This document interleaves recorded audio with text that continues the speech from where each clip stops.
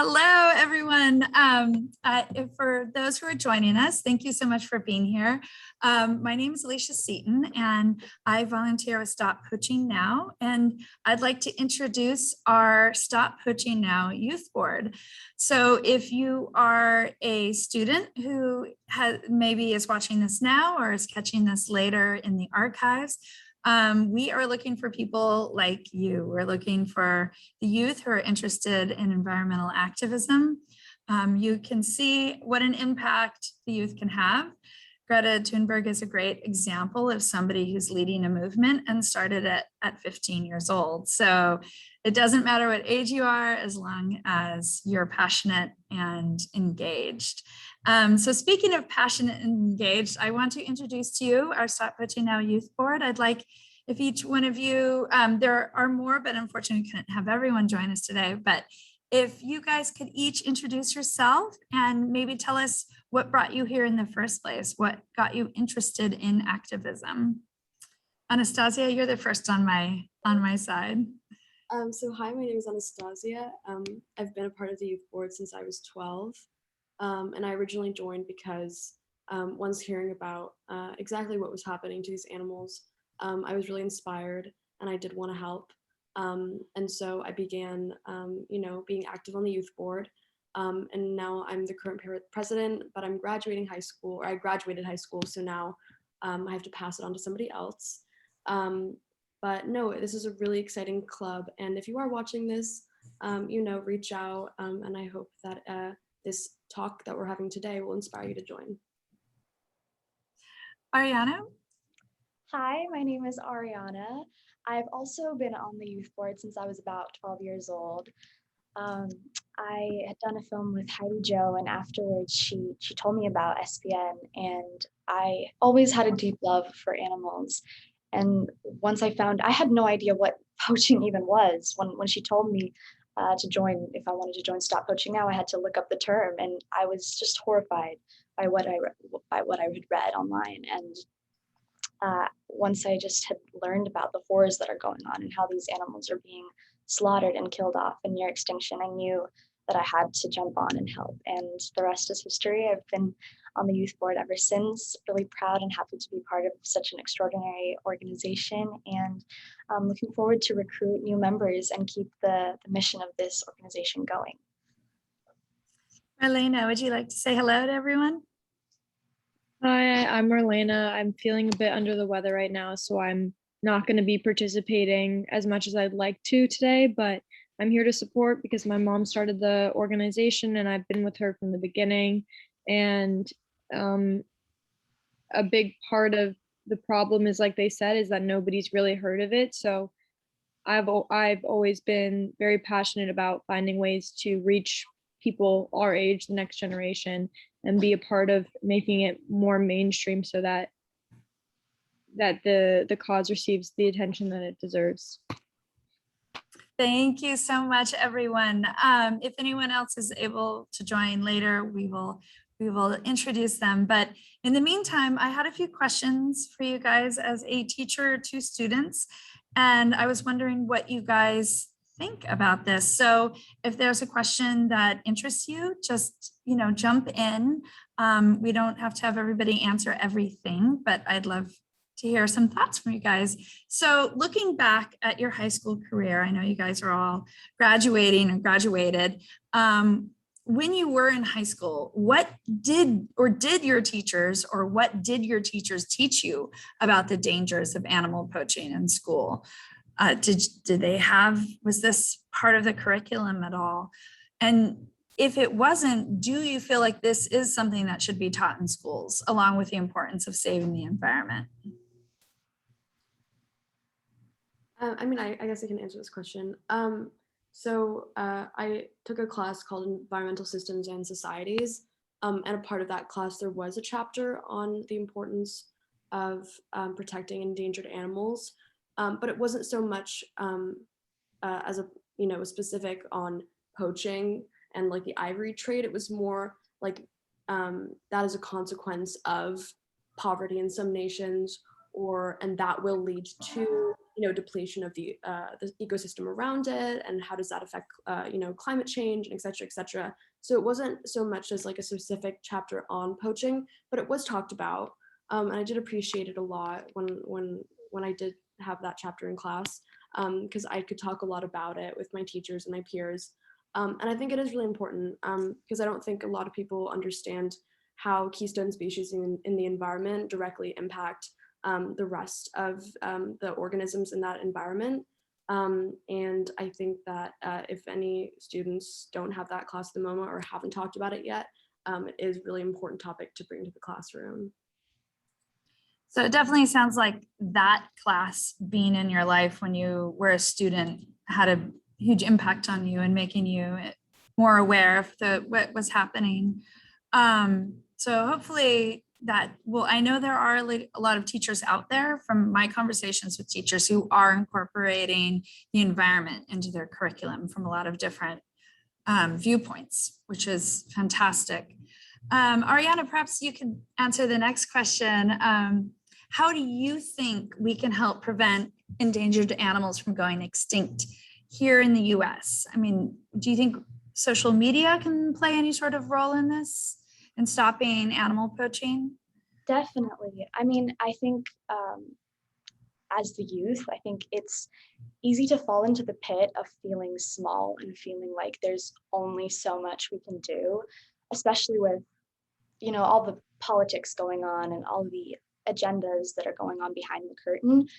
But I think that couldn't be more incorrect and untrue. We really can do so much, and part of ending this epidemic of this animal poaching is educating and raising awareness. And I think that's the first step to solving this problem. And our generation is extremely fortunate because we are children of technology and we have social media at the tip of our fingers.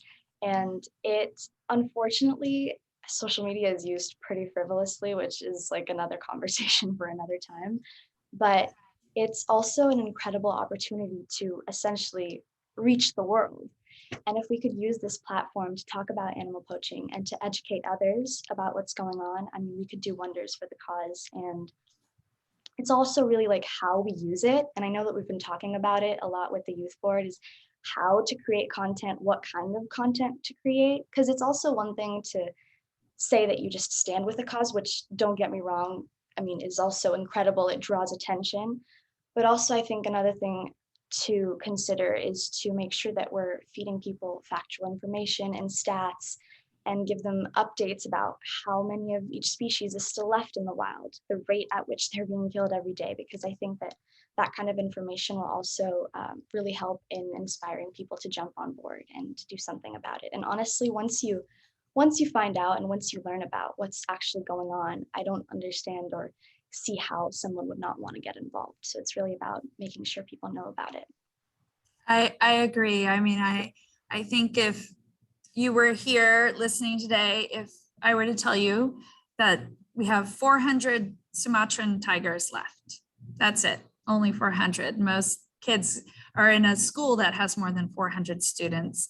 So when we realize how close we are to losing them forever, I think it gives us more of, there's definitely more of a sense of urgency. Yes, this isn't some problem we can tackle in a decade or two. We have years, perhaps. I think I'd like to introduce, we have one of our younger members on as well, but she is using the sign-in, Anastasia sign-in. This is Scarlett, who is one of our younger members.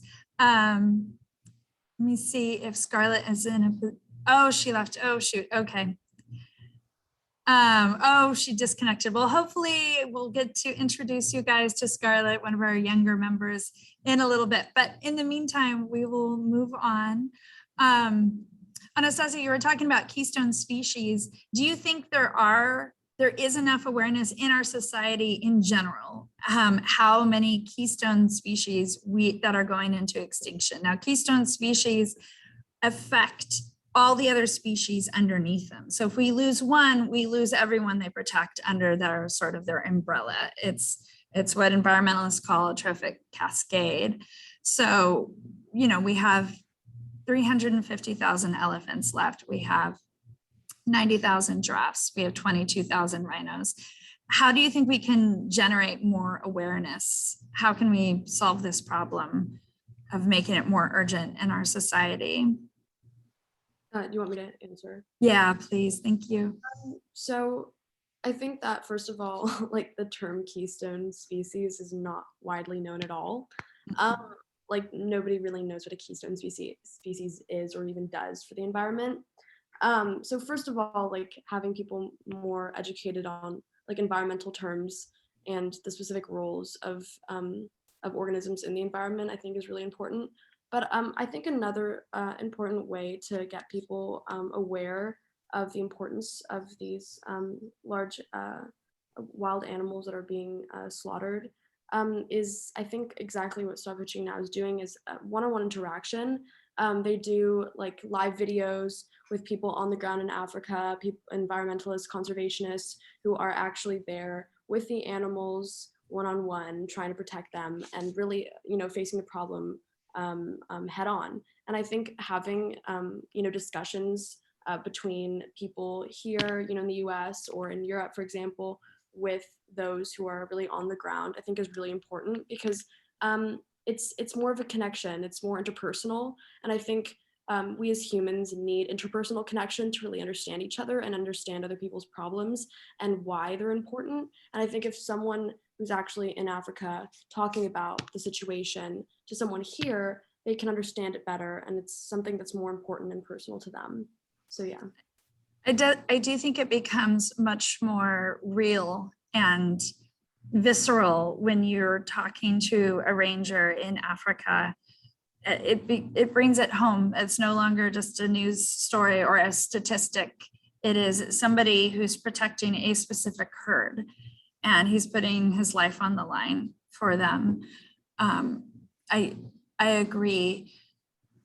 Ariana, I wanted to ask you about the connection between poverty and poaching. There's this argument that poachers need to feed their families, which we can all understand. We all want to make sure our children are taken care of. However, there is an economic function from tourism, from people from the US, for example, going to Africa because they want to see the elephants, they want to see the giraffes. So do you think, what do you think the impact will be if we've lost these creatures on tourism in Africa? Right. The link between those two is huge. I mean, especially right now after, I mean, when the pandemic hit, everything, I mean, it just got a whole lot worse because tourism came to a halt with all the closures, and families that were struggling, a lot of them turned to poaching to bring food to the table. And that's really a problem.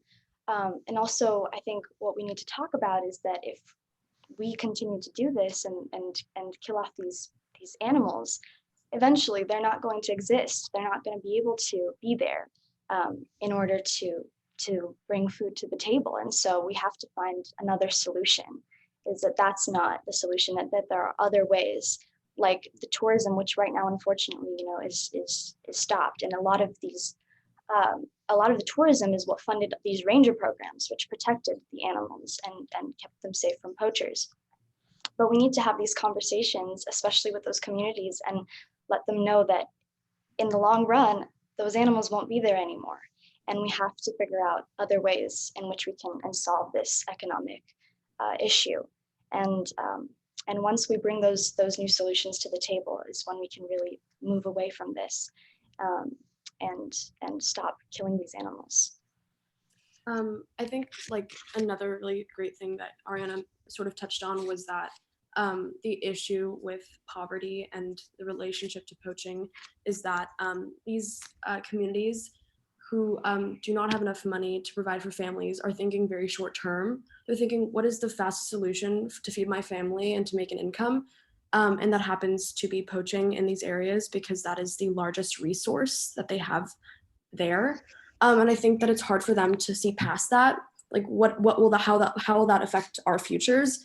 And I don't think a lot of them understand that the largest industry or income for the whole country is tourism. And another issue with that is corrupt governments, but that's a different conversation.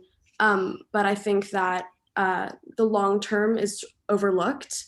And I think that, like Ariana said, if you can sort of show these communities that there's other ways of creating income that's more sustainable and more environmentally friendly. For example, I know that in Ghana, their community had an issue with poaching and in a very small village, but there was a nonprofit who went in and they helped organize like a community service project where they were paid through a like they did a co-op with a company there, and they would help collect trash on the streets, like like everything like plastic bags and straws and stuff that they could recycle. And these community members were getting paid to actually help the environment, and they thought, okay, well, this is another option.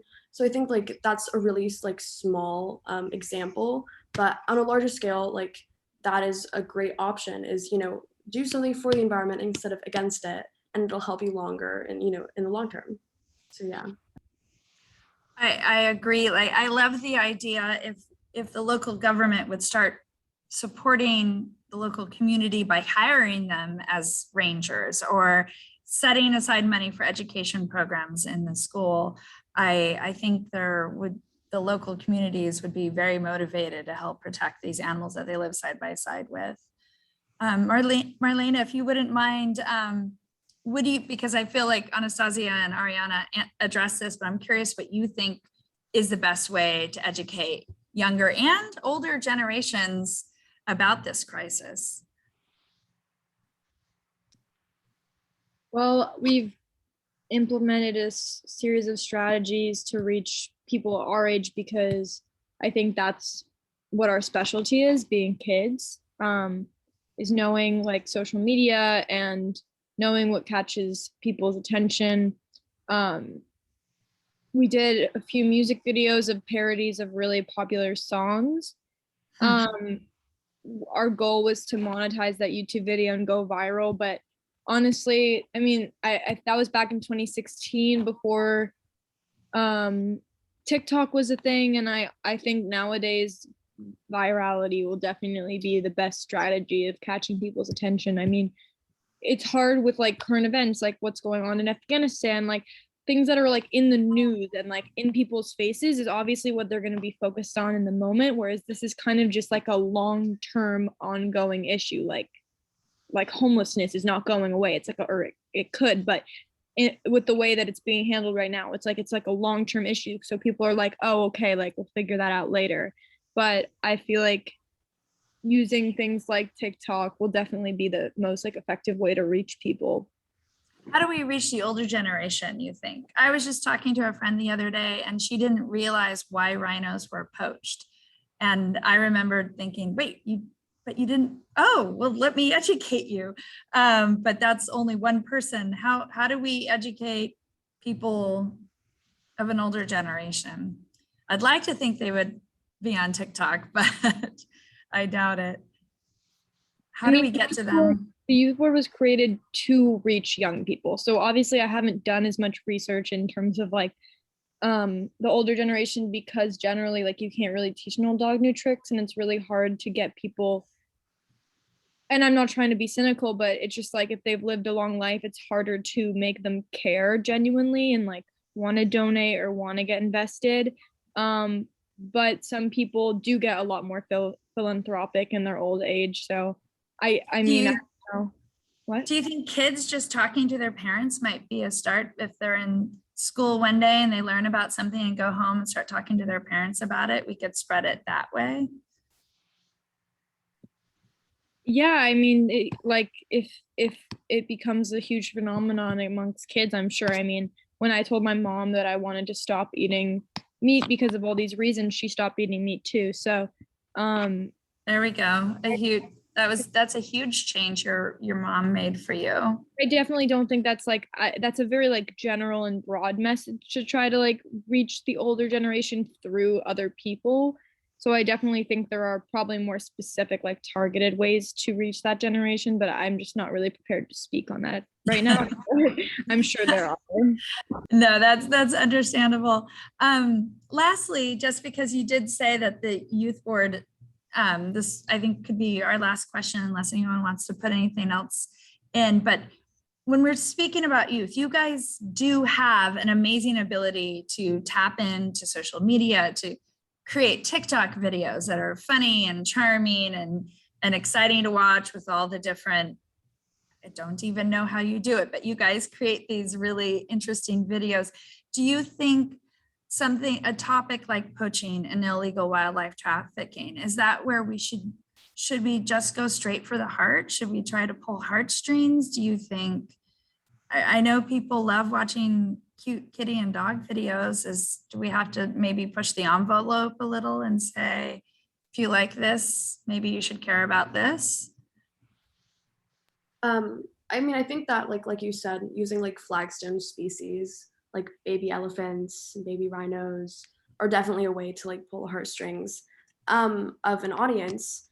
But I also think that if you're asking about like spreading more awareness and like reaching more people, I think that it's like Marlena said, it's more about shoving the issue into people's faces, like really getting them to listen, because like she said, this is something that is always talked about in the background, but it's never in the forefront of anybody's conversation about the environment, like climate changes, for example. And don't get me wrong, climate change should be at the forefront of every conversation.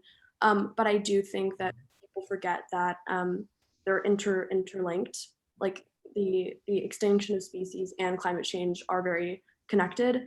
And I think that they should both be talked about as like equally weighed. Well, I feel like the response to climate change is actually experiencing the same problem as this cause, in terms of like there's not really a clear solution that the average person living in America can really do other than donate. Like, so you kind of feel very like overwhelmed and limited when someone tells you about the situation, because it's not like you can be on the grassroots like fighting against the poachers. And at the end of the day, like enough like, you know, white people can get mad about the situation, but nothing's going to happen unless like the demand is limited, you know what I mean? Because as long as there's a demand, people are going to break rules. Same thing happens with drugs and guns and all of that. So like I feel like the outrage needs to really be targeted at who's buying ivory and the medical companies that are supplying it. But it's just, I think it's very similar to climate change in that it's so overwhelming and there's so little that you can physically do other than, you know, like supply grassroots organizations so they can fight poachers. But in terms of like, the poachers aren't going away as long as, you know what I mean? There's as long as people keep buying rhino horn thinking it's going to cure them. Exactly. But piggybacking off of what you're saying, Marlene, I think that's why it's that much more important to really highlight and spotlight organizations like this that fund those grassroots boots on the ground programs, because it's easy to really feel like we can't really do anything from here and to feel small, like I had said earlier. But with organizations like this, there really is a lot that we can do. And I think highlighting that is something that's really important, because that'll get people involved. On that note, so I want to thank anybody who is here watching and joining us.